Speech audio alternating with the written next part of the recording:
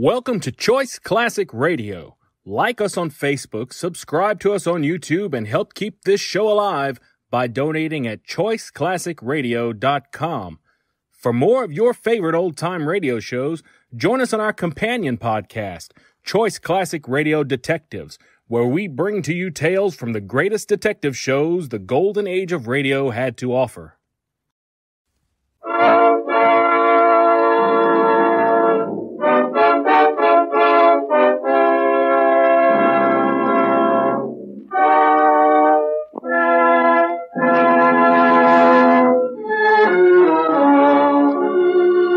The makers of Campbell Soups present the Campbell Playhouse. Orson Welles, producer.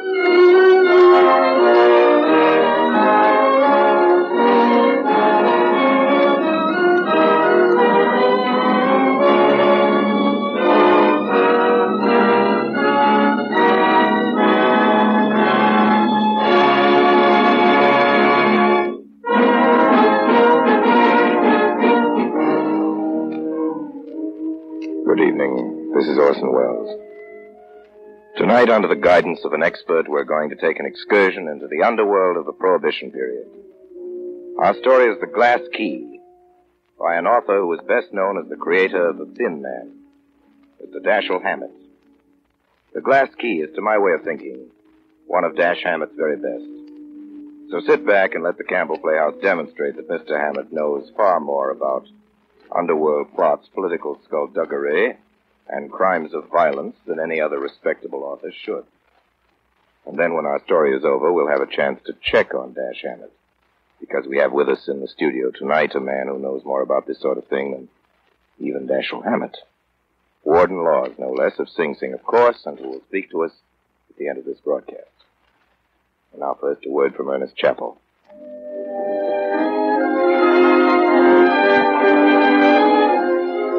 There are different dishes that are special favorites with different families. But there's one dish that makes a big hit with most everyone, and that is chicken. People, by and large, like chicken so much that it's become the customary main dish for nearly any special party meal. I believe this enthusiastic taste for chicken accounts for the widespread liking for Campbell's chicken soup. Because as sure as you like chicken, you'll like this soup. There's chicken in the savory aroma from your plate, and chicken in the tempting golden glisten of the slowly simmered broth. Chicken in the eating of this soup, too. Deep down, slow-simmered chicken flavor and tender pieces of chicken meat, along with a fluffy white rice. I want to make a bold statement, one you might have doubted 5 years ago and that perhaps some of you will doubt today. If you will eat a plate of Campbell's chicken soup tomorrow, I'm absolutely sure you'll say it's as fine as the finest chicken soup you ever tasted anywhere. Do you doubt that statement? Well, if you do, I'm sure it's because you haven't tasted Campbell's chicken soup recently. And in that case, I ask you to try it, because I'm sure one taste will convince you, and that you'll want to have Campbell's chicken soup often. And now, The Glass Key, starring Orson Welles as Paul Madvick.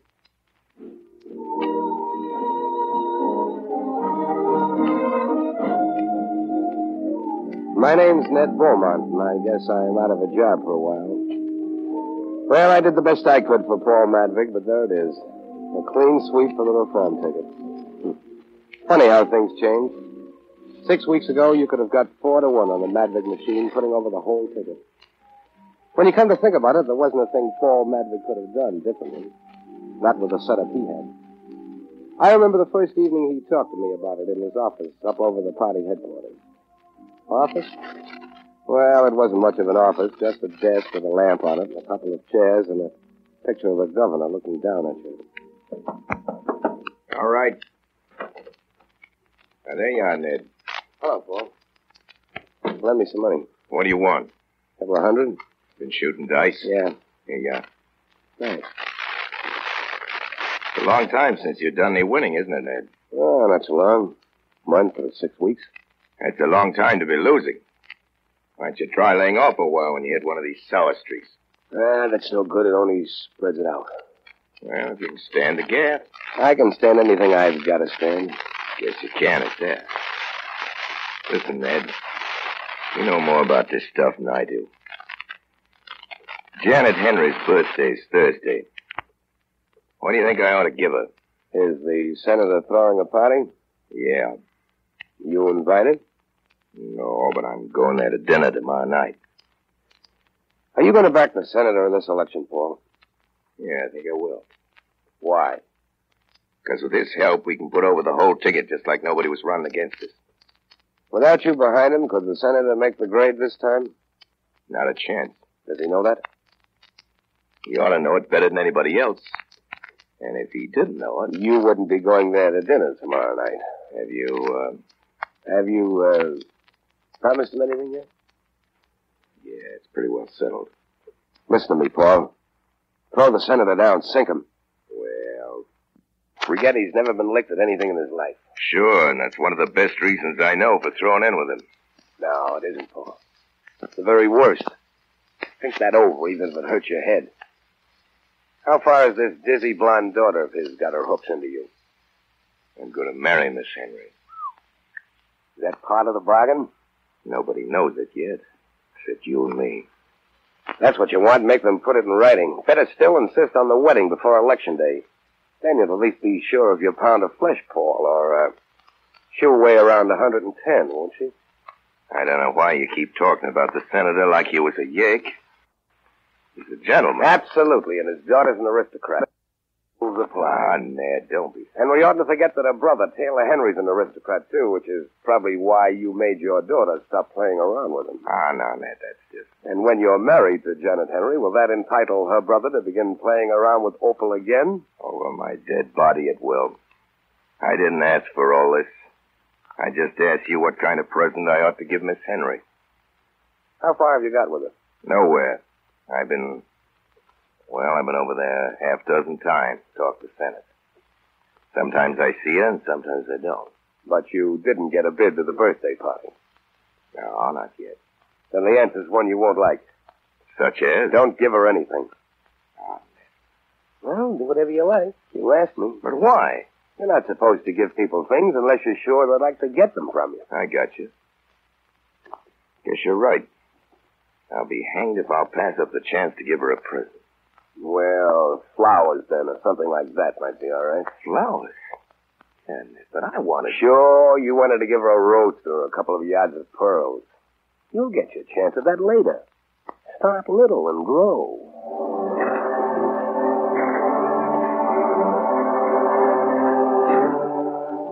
Paul went to that dinner. It was the next night, a Wednesday. Just lately, I found out what happened up at the senator's house that evening. As a matter of fact, I got it... Oh, well, never mind. Don't give it a thought, Senator. Me behind you, the election's as good as in the bag. I've been through a few more elections than you, Matvick. They're never in the bag until the votes are counted. Boys will figure to pile up a 30,000 majority in the 8th Ward alone. What will you two talk about when the election's over? How to win the next one, Miss Henry. I'm afraid that's true. Oh, if you'll excuse me, Matvick, I'll leave you alone with Janet for a moment.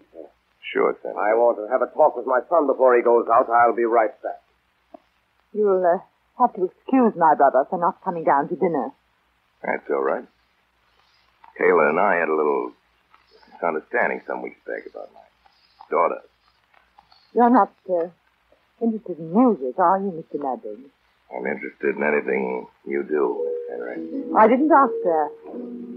Music? Oh, yes, I like music. You play it? I can see you're a difficult man to amuse, Mr. Madden. The conversation must be about politics or about me. Is that it? Well, those are the two things I'm interested in. You think they go together very well? Yes. One's a means to the other. Mr. Madden. My friends call me Paul. Very well. Paul, then. Well, listen, Miss Henry.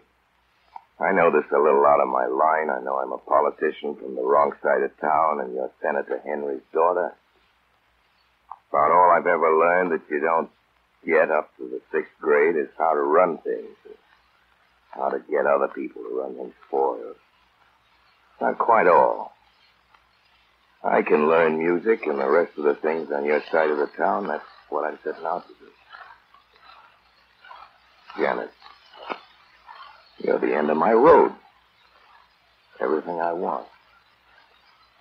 Everything I want to be. Mr. Madden. Sorry. Thought you wanted me to kiss you. I think you'd better go now. I'll explain to Father. Fine. Let's not talk about it. Your post in the hall. All right.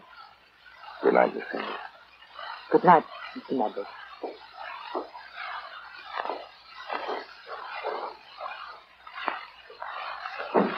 Oh, what's that? Who just went out? Where's Paul? He's gone. I wanted to see him. Taylor told me to come down and apologize for, Dennis. Why did Paul go? Because I asked him to. Father, is it really necessary for me to associate with Mr. Maddox? When you're in public life, my dear, besides, Paul's not a bad thought. He's a sort that wants something for everything he does. This evening, he started collecting. What do you mean, Johnny? But I say, he started to make love to me. What's that? It must have been Taylor. I hope he didn't hear what I said. You know how he feels about Madvig. Taylor, come back here! Taylor, come back! Taylor! Taylor!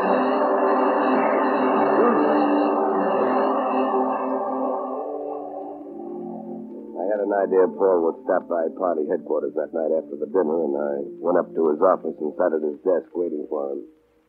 It was after 10 when he came in. Hello, Ned. What are you doing at my desk? Reading the paper? Thought you was downstairs playing dice. I was. How'd the Henry dinner go? I've been to worse.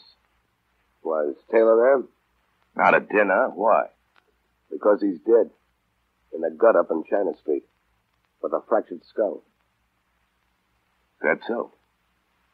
You understand what I said? Yes. Well? Well, what? He was killed. All right. You want me to get hysterical about it? Oh, I thought you might want to look into it, since it's Senator Henry's son. It's up to the cops, isn't it? I was there with him before they moved the body. You notice anything? Yeah. What? His hat wasn't there. You won't need it now. Well, I'll be going along. So long, Paul. You're a fool, Ned. Yeah. One of us is.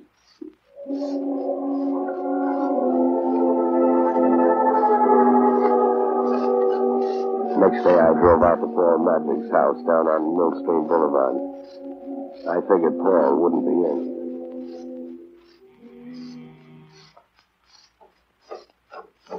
Mrs. Oh, hello, Mom. So here you are at last, Ned. You're a worthless boy to neglect an old woman like this. Oh, Mom, Madvig, I'm a big boy now, and I got my work to look after. Where's the kid? Opal? Yeah. She's laying down. She's not feeling good. Oh, what's the matter with her? Headache. Guess she's been dancing too much. Father been up to see her? No, Paul hasn't been home since yesterday. Did they find out about the Henry boy? The cops ever find out anything? Is it all right if I pop in and say hello to Opal? Sure, go right up, Ned. She'll be glad to see you. Okay. I'll have a cup of tea for you when you come down. I went up the stairs and across the landing. The blind was down in Opal's room, and I could see the light from her cigarette as she sat in bed. Hello, Ned. Hello, Snip. Yeah, I know, youngster. Tough. Oh, really, most of the headache's gone. So, Opal, I'm an outsider now, huh? Oh, what you mean? I mean Taylor Henry. Yeah. But, you know, I haven't seen him for months since Dad made me stop seeing him. Okay, kid, I'll be running along. Oh, wait a minute. Gosh, you. What makes you act like that? You hadn't a lie to me. But you're not. How long since you saw Taylor?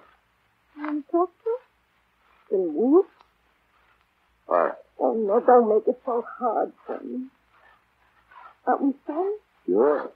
But it's hard to remember it when we're lying to each other. Did you know I'd been leaving? Well, I know it now. Never mind that. Ned, I was with him only yesterday afternoon. Oh, Yeah? What do you think for the place? You know, Ned, No. got to find out. I've got to. Why?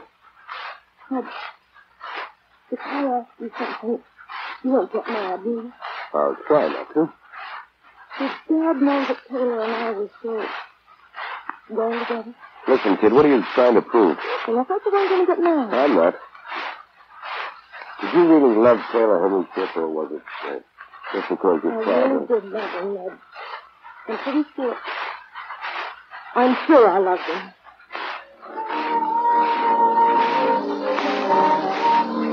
I drove back to town and stopped at the police station and called up Paul Madvig at party headquarters. He wasn't there. Back to town and stopped at the pay station and called up Paul Madvig at party headquarters. He wasn't there. Around 3, I went over to the district attorney's office. District Attorney's office. Mr. Farr's busy. Will you leave your number? Thank you. Hello, District Attorney's office. Hello, sister. Hello, Mr. Beaumont. Tell Mr. Farr I want to see him. Sure. Hello, Mr. Farr. Mr. Beaumont's here. Yes, Mr. Farr. You can go right in, Mr. Beaumont. Right. You know the way. I ought to. District Attorney's office. Sorry, Mr. Farr's busy. Would you leave your name? Oh, hello, Ned. Come on in. Hello, Farr. Sit down. What can I do for you? Farr, I want you to fix me up with some sort of paper, special prosecutor or something. Oh, sure, I guess I can fix it up, but what crime are you particularly interested in solving? A murder.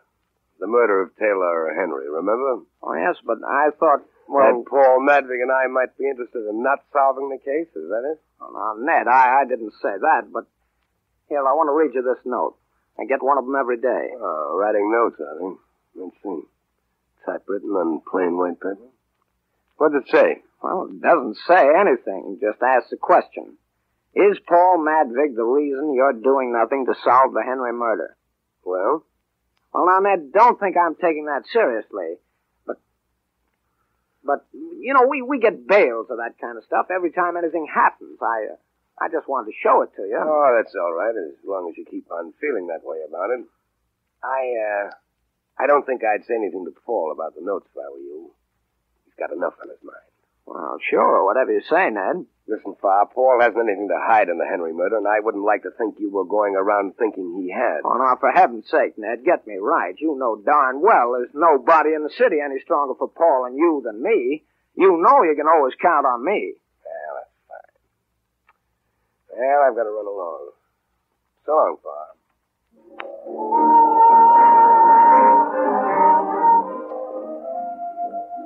I never did spend much of my time at party headquarters around election. I don't like listening to the same line of talk over and over again. It was Tuesday before I saw Paul Madvig again. Hello, Ned. Where you been the last few days? Oh, in different places. Oh, Paul, you oughtn't to wear silk socks with tweeds. No? I like the feel of silk. Well, then lay off the tweeds. Did you go to Taylor Henry's funeral yesterday? Yes. Senator suggested it. How is the Senator? It's all right. I spent most this afternoon up there with him.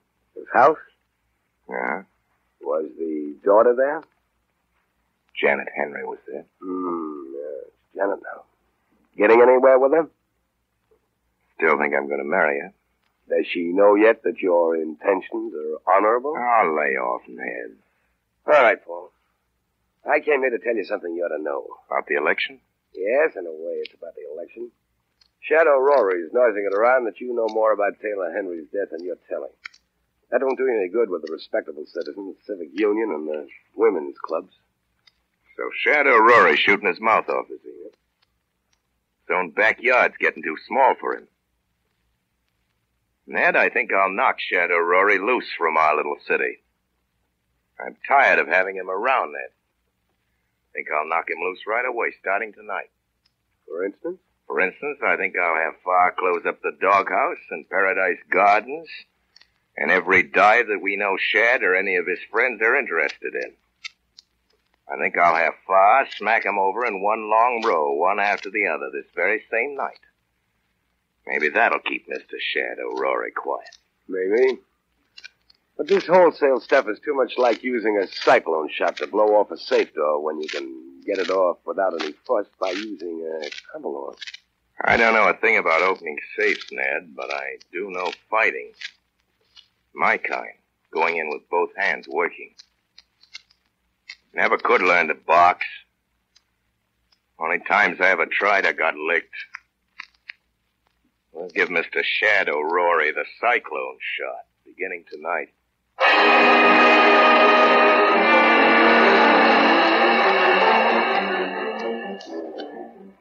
All right, men, break down the door.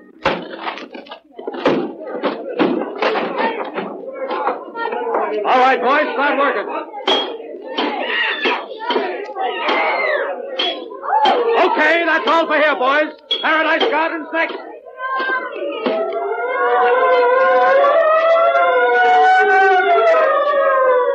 Well, that was quite a night. From midnight to dawn, they raided Shadow Rory's places. The doghouse, Paradise Garden, the carousel, one after another. The next evening, Paul Madvig and I were sitting in a private room at Pip Carson's. The man opened the door and came in without knocking. A man of medium height with smooth white hair.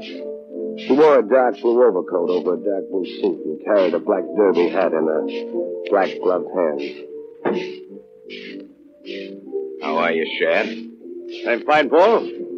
How's yourself? You know Beaumont? This is Shadow Rory. Yep. Yeah. Madwig, politics is politics and business is business. I've been paying my way and I'm willing to go on paying my way in this town. But I want what I'm paying for. Yeah? What do you mean by that? I mean that half the coppers in town are buying their cakes and ale with dough they're getting from me and some of my friends. Well?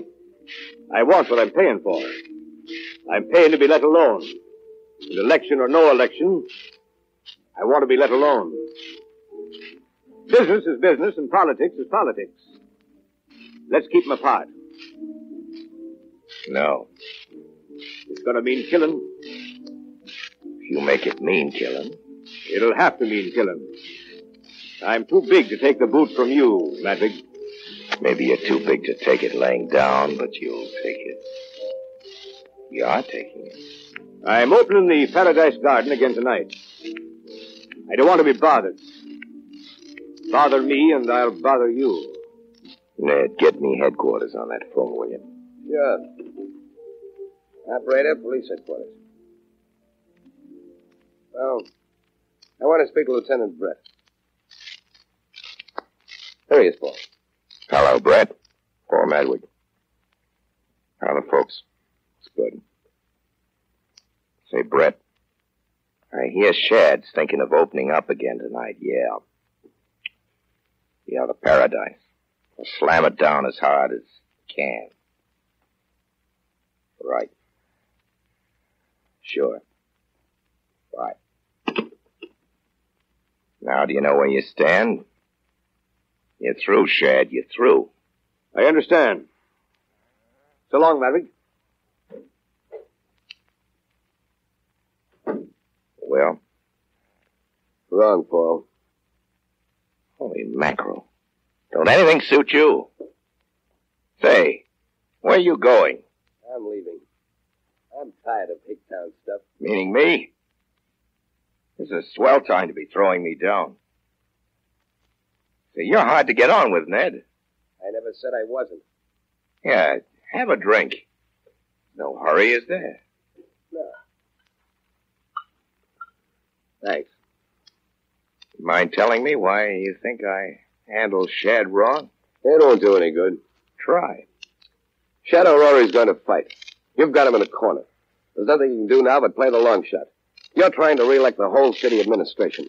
Well, giving them a crime wave just before election isn't going to make them look any too efficient. And then there's this stuff that's being said about Taylor Henry's killing. Next thing you know, it'll be printed. You think I ought to lay down to Shadow Rory? Well, I think you should have left him an out, a line of retreat. You shouldn't have got him with his back to the wall. I don't know anything about your kind of fighting. He started it. All I know is when you got somebody cornered, you go in and finish him. That system's worked all right for me so far. Well, Paul, this is one time I think you've let yourself be outsmarted. First, you let the Henrys wheedle you into backing the senator. There was your chance to go in and finish an enemy who was cornered. But that enemy happened to have a blonde daughter in social position and whatnot, so you... Cut it out, Ned. Well, I must be running along. Now, wait, Ned. Take your hand off me. Now, look here, Ned. Let go. Don't be a fool. You and I... I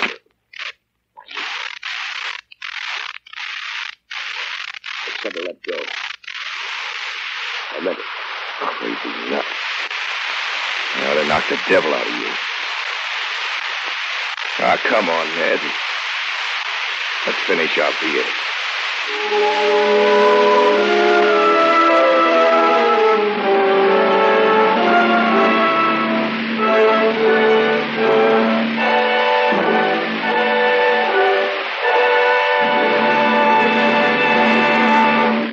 You are listening to the Campbell Playhouse presentation of The Glass, starring Orson Welles. This is the Columbia Broadcasting System.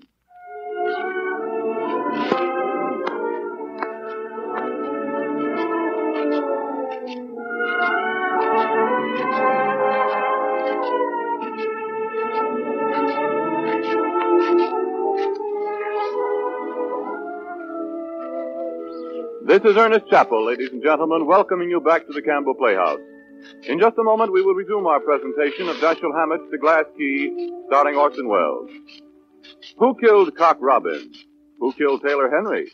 I think there's nothing quite like a good murder mystery, and Dashiell Hammett is my idea of a perfect companion, whether it's for a Friday evening by the radio or for good reading anytime. But there's a time and place for mystery like anything else. And one place you won't find any mystery is in the kitchens where Campbell soups are made. I visited those kitchens as recently as last week, and I know whereof I speak. There are no secrets there. You can watch for yourself each step in the making of fine soup.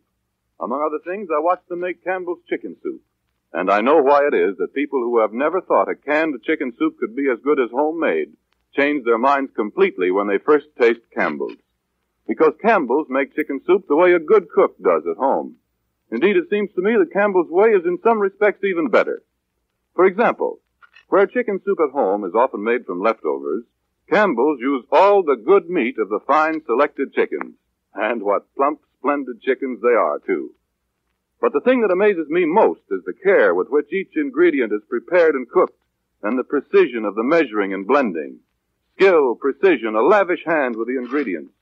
These you see in the making of Campbell's chicken soup. But no mystery, no secret. And if there's any doubt in your mind about how good a canned chicken soup can be, I do earnestly invite you to try Campbell's chicken soup. Now we resume our Campbell Playhouse presentation of The Glass Key, starring Orson Welles as Paul Madvick.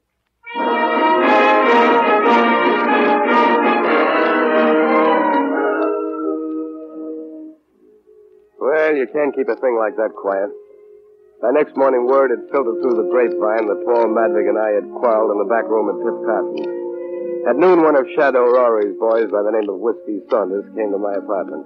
He didn't stay very long. Around 3, I wandered over to the Paradise Gardens, and in the private room of the joint they'd smashed up 2 nights before, Shadow Rory was waiting for me. Oh, I'm glad to see you, Beaumont. Drop your hat and coat anywhere. What'd you want to see me about, Chad? I heard what happened after I left last night. I owe you something for trying to stop Paul from closing up my joints. You don't? I don't? No. I was with him then. What I told him was for his own good. I thought he was making a bad play. He'll know it before he's through. Is it so that you and Paul have broken for good and all? I thought you knew it. I thought that's why you sent for me. I heard it, but that's not always the same thing. What were you thinking you might do now? There's a one-way ticket for New York in my pocket and my closer patch. How long you been here? 15 months. You and Paul have been close as a couple of fingers. How long? Yep. You ought to know a lot of things about him. I do. Why did Paul Madwick bump off young Henry? Make your proposition. How does it hit you? After election, I'll take you to the finest gambling house the state's ever seen. Let you run it to suit yourself with all the protection you ever heard of. That's an if offer if you win. Don't you think we're going to win the election? You won't bet even money on it. You're not so hot to go in with me, are you, Beaumont? No, it wasn't any idea of mine. Sit down. We can still talk, can't we? Sure.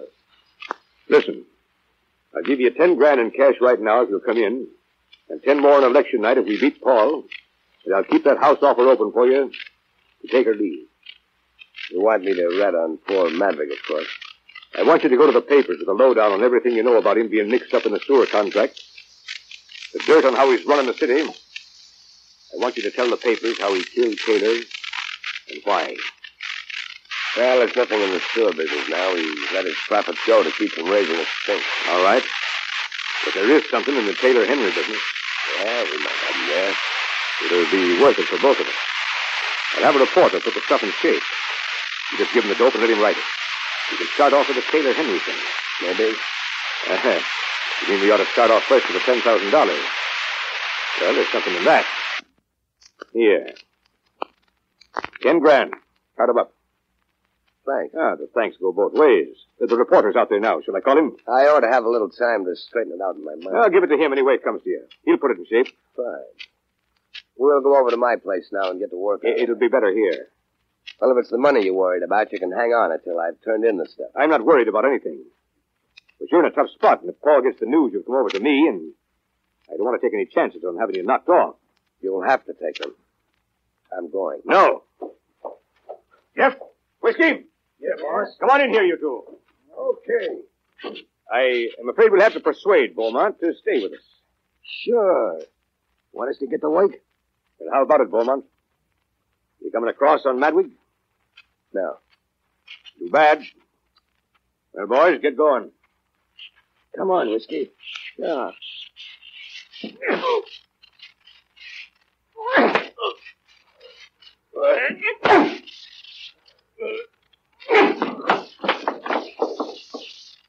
All right, boys. You stay now. Go back and finish your game.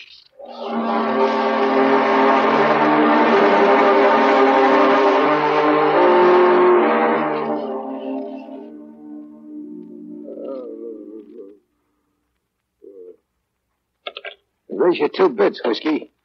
I'm staying in. How many cards, Jeff? 3. 2 for me. 4 bits. I'll trade. Oh, just a second, gents. Now, Beaumont, I told you to stay away from that door, didn't I? Hey, careful, Jeff. You'll croak him. Oh, you can't croak Beaumont. He's a tough baby. I've never seen a guy that liked being hit so much, or that I liked hitting so much. Oh, well. I'll call you, Rusty. Pair of kings. My pot, 3 deuces. Yeah, deal, Rusty. Oh, hi, Shad. How's Beaumont? Jeff's been slapping him down for the fun of it. I don't want him killed, Jeff. Not yet. Beaumont. Yeah? He's pretty far gone, boss. This is Shadow Rory, Beaumont. Can you hear what I say? Yeah. Good. Now listen what I tell you, Beaumont. You're going to give me the dope on Paul Madwig. No. Maybe you think you won't tell Beaumont, but you will. I'll have you worked on till you do. You understand me? I won't. Okay, Jeff. Get to work on him some more. I'll try the same thing again. There, you.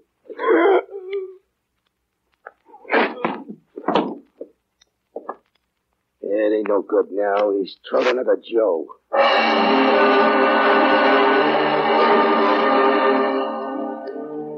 don't remember much what happened after that. It was getting dark, and I found I was alone in the room.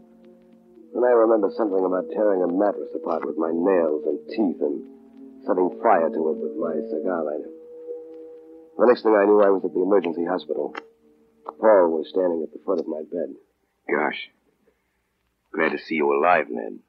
Oh, Paul. How'd I get here? A copper found you crawling on all fours in the lawn of the Paradise Garden, leaving a trail of blood behind you. I think of funny things to do. Yeah. Did your nails shed? No use, Ned. Now lay it on Jeff and let him take the rap for assault. What good does that do us? Is Shad still squawking about the Taylor-Henry murder? Chronicle's full of it. Other papers are taking it up. We're going to stop that. You're going to stay in bed and get well. That's what you're going to do. Look, Ned. I've got a visitor with me. She'd like to see you. She's waiting in the hall. It's kind of important to me. Mind if she comes in? Well, I guess not. Who is it? Janet Henry. Well, the senator's dead, huh? Well, send her in. She said she wants to see you alone. That all right? Sure. Take it easy, kid. Looks like I'll have to. Sorry, Paul. All right, Janet. That's feeling better. Come in. Have a nice visit, you two. Thanks, Paul. I wanted to come. You don't mind, do you? I'm flattered. Sit down. No, you're not. You don't like me. Why? I think maybe I do. You don't. I know it. Well, you can't go by my manners. They're always pretty bad. You don't like me, and I want you to. Why? Because you're Paul's best friend. Paul has lots of friends. He's a politician. You're his best friend. He thinks so. What do you think? I think you are, or you wouldn't be here now. You wouldn't have gone through that for him. I wish you'd like me if you can. Miss Henry, I'm kind of awkward when I'm around people like you who belong to another world altogether, society and rhodo sections and all, and you mistake that for enmity, which it isn't at all. You're making fun of me. But I don't even mind that if you'll let me be your friend. Well, I might. Might be something new. I never had a senator's daughter for a friend.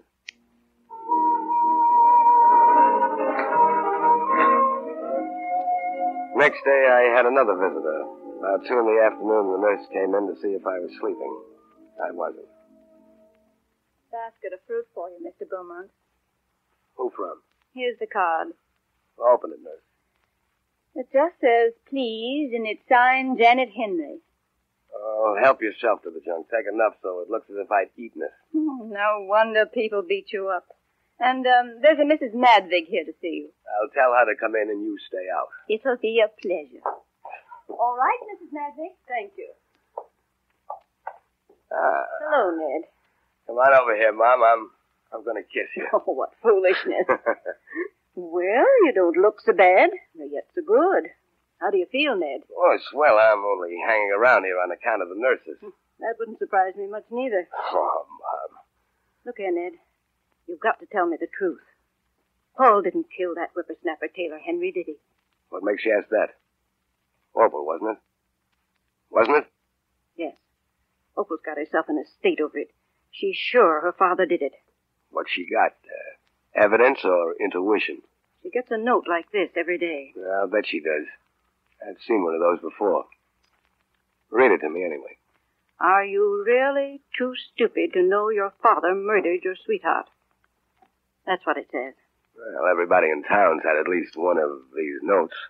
Ned, it isn't true, is it? Nope. I didn't think so. He's always been a good boy, but the Lord only knows what goes on in this politics. You're a humdinger, Mom. Would you tell me if he had killed him? Nope. Then how do I know he didn't? Because if he had, I'd still say no. But then if you asked me if I'd tell you the truth if he had, I'd say yes. No, he didn't do it, Mom. It would be nice if somebody in town besides me thought he didn't do it, and it would be especially nice if that other one was his mother.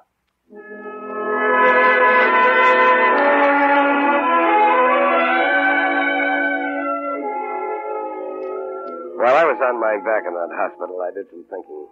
I didn't like the way things were going for Paul. Decided I'd better get out and do some looking around. The doctor said no. I said yes. District Attorney's office. Yes, I'll connect you. Hello, sister. Hello, Mr. Beaumont. How are you feeling? Fine. Tell Farr I'm here. Mr. Beaumont to see you, Mr. Farr. All right. I'm sorry, Mr. Beaumont. Mr. Farr has an important conference. If you don't mind, I'll see for myself. Mr. Beaumont, please. You're not supposed to go. How are you, Farr? Do I have to smash my way in to see you these days? Oh, Ned, was it you? I thought the girl said Mr. Barman. Come right in. No harm done. I got in. Anything new? Oh, no, nothing. Just the same old grind. How's the electioneering going? Well, it could be better, but I guess we'll manage all right. What's the matter? Oh, this and that. Things always come up. Well, that's politics, I guess. Yeah. Anything I can do, or Paul, to help? No, I think not. This Henry killing the worst thing you're up against? Well, there's a lot of feeling that we ought to have cleared up the murder before this, and that Paul ought to have helped. That's one of the things, maybe one of the biggest that'll count against us at election. Any progress since I saw you last? No, not much. Listen, Fa. Paul's always glad to help the boys out of holes. Do you think it would help if he'd let himself be arrested and tried for the Henry murder? Well, it's not for me to tell Paul what to do. Yeah, there's a thought. And here's another one that goes with it. It's not for you to do much Paul wouldn't tell you to do, Mr. District Attorney.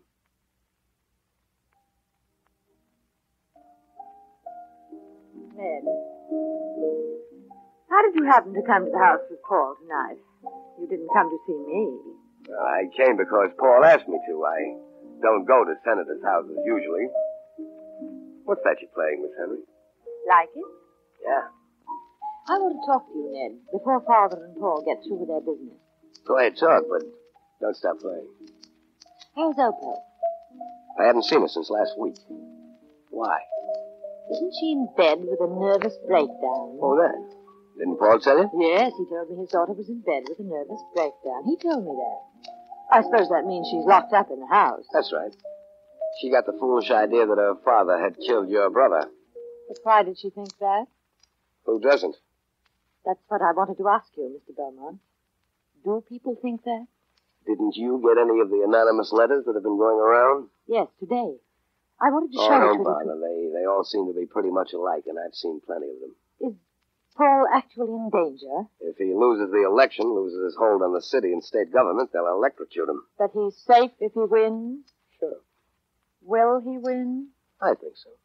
And then he'll not be in danger? No, he'll not be in danger. Too bad, isn't it? Go on, play. You may not want this to be overheard. You can put up with Paul for the sake of the political backing your father needs, but that has its limits. Last week you decided Paul had killed your brother and was going to escape punishment, so you decided to do something about it, Miss Henry. That's splendid. Paul's daughter and his sweetheart both trying to steer him to the electric chair. He certainly has a lot of luck with women. Keep playing, I tell you, I'll shout it. You sent those anonymous letters around. Certainly you did. I'm not good at lying. I know Paul killed Taylor. I wrote the letters. You hate Paul, don't you? Even if I proved to you that he didn't kill Taylor, you'd still hate him, wouldn't you? Yes, I think I should. That's it. You don't hate him because you think he killed your brother. You think he killed your brother because you hate him. No, now listen to me. I'll tell you what happened that night. Paul came to dinner, the first time we'd had him to dinner. Taylor wasn't at the dinner table, but he was up in his room. Yes, he would beat with Paul because of the trouble he'd had about Opal. After dinner, Paul and I were alone for a little while in this room, and he suddenly put his arms around me and tried to kiss me. What happened then? I asked him to leave. And then? Father came down. He'd heard Paul going out. I told him what had happened. And then Taylor came down from his room. He must have heard what I said because he ran out the door after Paul. Father tried to stop him. I didn't see either of them until Father came to my room and told me Taylor had been killed. Well, whatever. What of it? How could I help knowing then that Taylor had run out after Paul and had caught up with him and had been killed by him? He was furious. No, that won't do. Paul wouldn't have to kill Taylor, and he wouldn't have done it. Paul doesn't lose his head in a fight. I know that. I've seen Paul fight, and I've fought with him. No, that won't do. I know. You're Paul's friend. It hurts. You're right about my being Paul's friend. Then this is useless. I thought if I could show you the truth. But we needn't be enemies, need we? The part of you that's tricked Paul and is trying to trick him is my enemy. And the other part of me that hasn't anything to do with that? You don't know that part, do you? Sure I do. That part was playing the piano just now.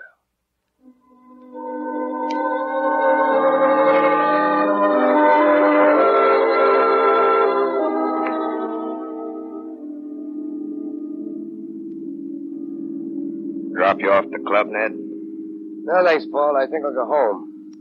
You don't know how good I feel that you and Janet hit it off this evening. I can get along with anybody if I have to. How's the election going, Paul? Is everything going along to suit you? We're not as well off as we were 2 weeks ago. You know that. That's right. And if Taylor Henry's killing isn't cleared up pronto, you won't have to worry about the campaign.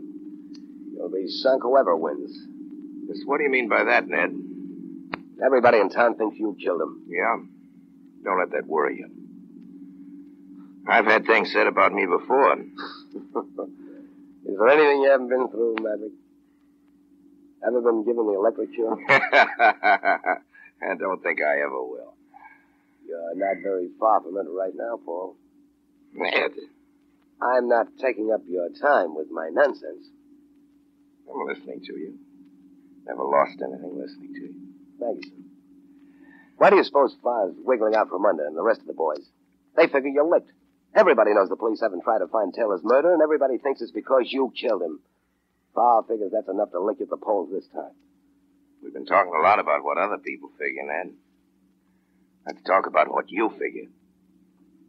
Figure I'm licked? I've told you. If Taylor Henry's murder isn't cleared up, Prado, you're sunk. That's the whole thing. That's the only thing worth doing anything about. That won't do. Think up something else. Must be an out, Ned. Think. There isn't. That's the only way. You're going to take it whether you like it or not, or I'm going to take it for you. Ah, no, Label. Yeah, that's one thing I won't do for you, Paul. I killed him, Ned.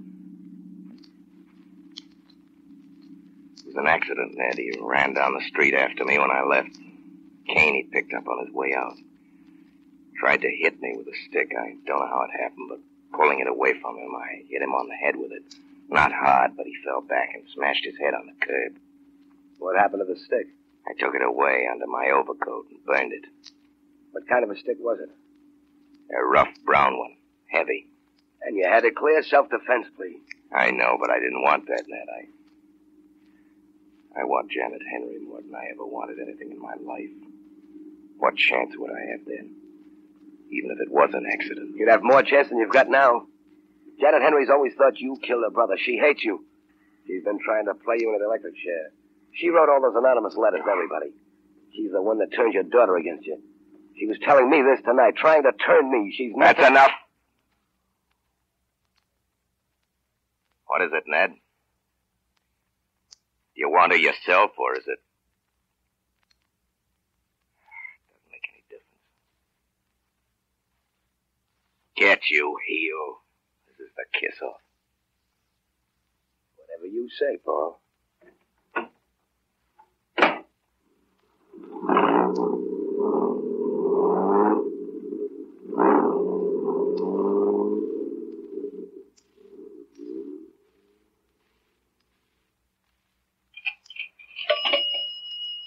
Norman, 5823. Hello, I want to speak to Miss... Janet. This is Ned. You mind if I come back? I've got some news, yes. Say, do you want the lowdown on what happened to your brother? Well, look among Taylor's walking sticks. That's right. See if any of them, his or your father's, are missing. Particularly a rough, heavy brown one. Yeah, that's right.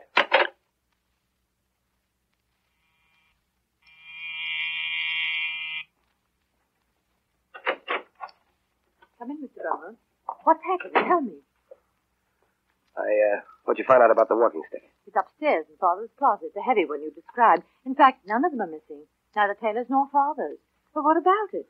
Ned, don't be so mysterious. Look here, Janet, are you sure you want to go through with this thing? I want to go through with it more than I ever wanted to do anything in my life. They're practically the same words Paul used, telling me how much he wanted you. Did you tell him about me? Yep. Called me a liar and kicked me out of his car. Paul and I are washed up. I'm glad. I won't pretend I'm not. Did Paul say anything else? Yes. Well? He said that he killed your brother. Ned, I knew it. Then you'll go to the district attorney. You certainly want to be in it to kill, don't you? He was in at my brother's. Well, I hope you like it when you get it. Now go ahead, call your father. Father? Oh, Father, would you come in, please? Right away. Janet, just one more thing. You're sure about that cane? Of course I'm sure. I saw it just 10 minutes ago. Good. That's all I need to know. Well, Janet, what is it? Oh, hello, Mr. Beaumont. Hello. Back again? Father, I'm afraid we have some unpleasant news for you. Mr. Beaumont has just told me who killed Taylor. It was Paul Madvig. Madvig? Mr. Beaumont, what have you got to support that statement? What evidence? For one thing, his own confession. Madvig admitted that he killed my son? Yes. This is incredible. An associate of mine killed my son? I can't believe it. Father, what are you going to do? There's only one thing we can do. Tell Farr to arrest Paul Madvig. Operator, get the district attorney's office. Senator, I wouldn't do that if I were you. What do you mean, Beaumont? I'd hang up that receiver. I wouldn't talk to Farr yet. You're not quite ready.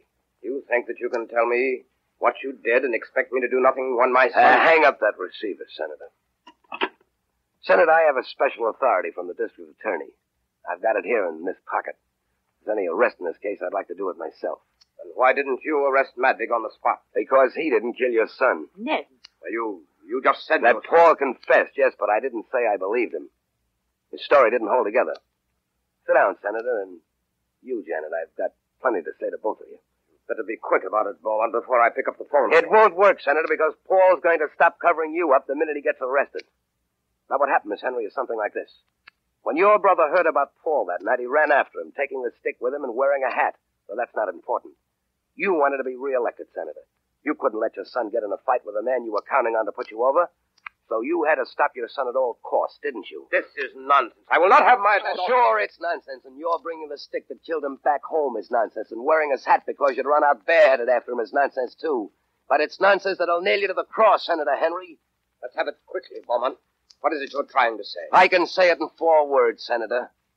You killed your son.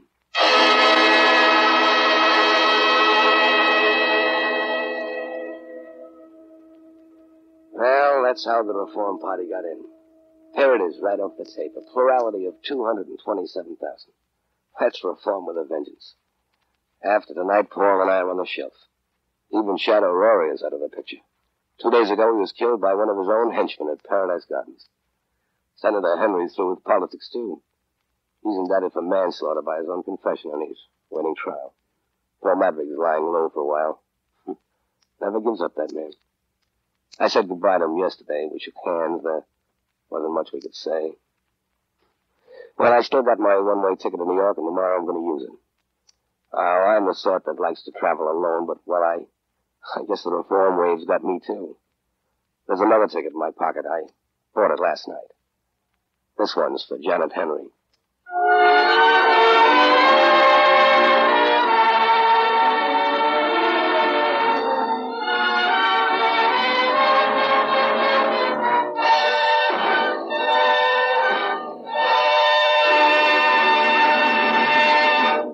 This concludes the Campbell Playhouse presentation of The Glass Key by Dashiell Hammett. In just a moment, Orson Welles will return to the microphone, but first, a word from the makers of Campbell Soups. A little while ago, I spoke of the lavish emphasis on chicken in Campbell's chicken soup. Actually, all the good meat of fine government-certified chickens goes into its making. The broth bubbles slowly and softly in shining kettles until it takes on a golden glisten, and the good flavor of chicken is rich in every drop. Pieces of chicken meat, cooked deliciously tender, go into the soup, too, along with snowy rice. Somewhere, sometime, you've probably tasted a chicken soup that you decided was the very last word. Well, with that chicken soup in mind, if you'll try Campbell's tomorrow, I'll promise you won't be disappointed. I'm sure you'll say Campbell's is as fine as the finest in your memory, and you'll be glad you can have it at any time and often. You'll like it for lunch, for supper, for family meals, whenever the idea of chicken soup sounds good. Why not put Campbell's chicken soup on tomorrow's shopping list and have it this very weekend? And now, here is Orson Welles. In a certain sense, The Glass Key is something more than a detective story. Someday, perhaps, historians will consult it as a social document, as an accurate, if depressing picture of almost any American city of the not-so-distant past. Dash Hammett, one of the period's greatest chroniclers, comes honestly by his knowledge of the dark ways of the underworld. Before he ever published a single story, long before he went to Hollywood to create this cinematic detective, he was himself a private investigator, a dick in the vernacular. I'm sure he wouldn't object to my telling you the story of his biggest case. The biggest case in the sense that he was hired to look for one of the biggest things you could imagine. It was a Ferris wheel. As a friend of Mr. Hammett, I should like to be able to report that he laid hands on the Ferris wheel and returned it to the owner, but he didn't. Nobody to this day knows what happened to the Ferris wheel. Perhaps it escaped to South America disguised as a roller coaster, a merry-go-round. However, Hammett, thwarted in his career of detection, turned eventually to literature, and I, for one, am heartily thankful. There are lots of detectives, but there's only one Dashiell Hammett. Now, I have the great pleasure in introducing to you our distinguished guest of the evening, Warden Laws of Sing Sing. Mr. Wells, I want to thank you for inviting me to one of the most realistic crime dramas I've witnessed. Shall I say in an unofficial capacity? Warden Laws, would you say that Mr. Hammett's story reflects the underworld of the Prohibition era only, or one that still persists today? Well, booze is gone, Mr. Wells, but crime persists. However, I believe the intimate tie-up of crime with politics is decidedly on the wane. Does that mean that we're catching up with the crime problem? We've been catching up with crime for over 4,000 years. Tablets dug up in the Near East of the trial and execution of a couple of protection racketeers who had been terrorizing the local merchants. The record shows that these gangsters had actually been paying off the mayor. This particular racket was busted in the year 2000 B.C. Well, that's not exactly tossing orchids to the crime crusaders the past 4,000 years. Don't misunderstand me, Mr. Wells. Police action against matured crime is necessary. But there is another front on which the fight must go on. We may fill our prisons to capacity and work the electric chair overtime, but crime will continue until we correct the conditions which produce it. That's the challenge you made in your recent book, Invisible Stripes. Supposing we accept your challenge, Warden Laws, what can the average citizen do about it? The average citizen is the only one who can do anything about it, because crime is essentially a problem of youth, and the average citizen is directly responsible for the training of youth. And there are at least 3 million children throughout the country desperately in need of supervised leisure activities. Well, that brings the fight right into our own homes, doesn't it? And those are the basic factors involved in society's effort to eliminate crime. No, there is one thing more.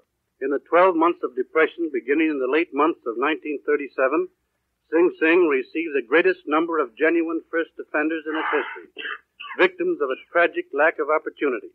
We must find places in our social and economic fabric for every young man and young woman. That, Mr. Wells, is the answer to the crime problem. Let's hope that it can be accomplished. It must be accomplished, Mr. Wells, if democracy is to reach its true fulfillment. Thank you, Warden Laws.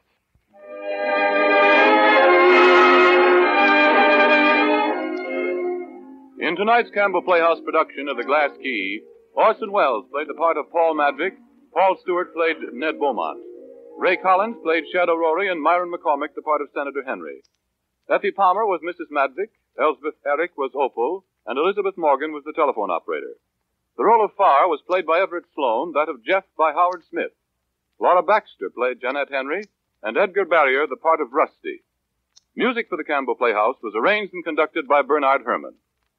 And now, Mr. Wells, may we have a word, please, about next week's broadcast?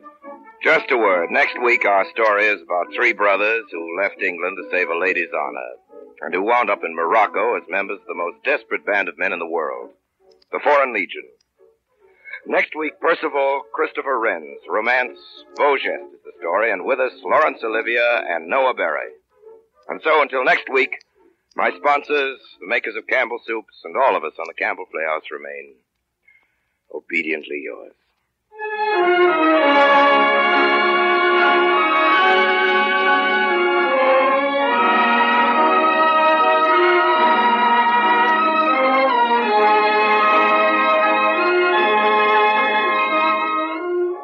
The makers of Campbell Soups join Orson Welles in inviting you to be with us at the Campbell Playhouse again next Friday evening, when Laurence Olivier and Noah Beery will appear with him in Beau Geste.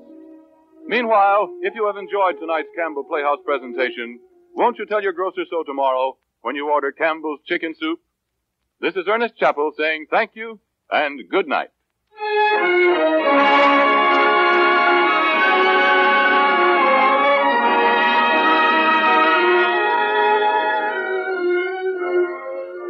Heard on tonight's show, Manhattan Serenade and Metropolitan Nocturne by Louis Alder, also Alfred Newman, Street Scene. This is the Columbia Broadcasting System.